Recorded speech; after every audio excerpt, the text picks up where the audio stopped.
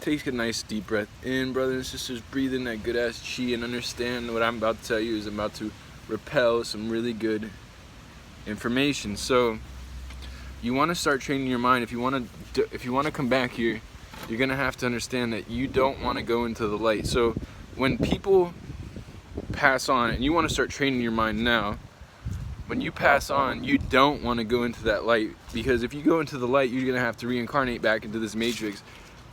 And you don't want to do that, believe me. So start training your mind, say, I don't want to go into the light. Start training your mind, I don't want to go into the light. You can train your mind in order to understand that this universe, it works off polarity.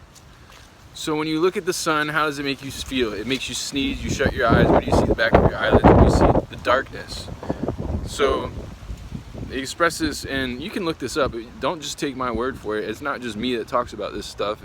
This is generational, man. This goes down into bloodlines. Now, ancient bloodlines actually go back to all the way to, well, before the Egyptians were even here on Earth. And you want to understand that these ancient bloodlines are created in order to make room for your next soul. So when you pass on, your soul goes into the darkness, right? Your soul, you want to go into the darkness. And when you pass through this, so as I stated in one of my videos, look, you go through here and you come out here.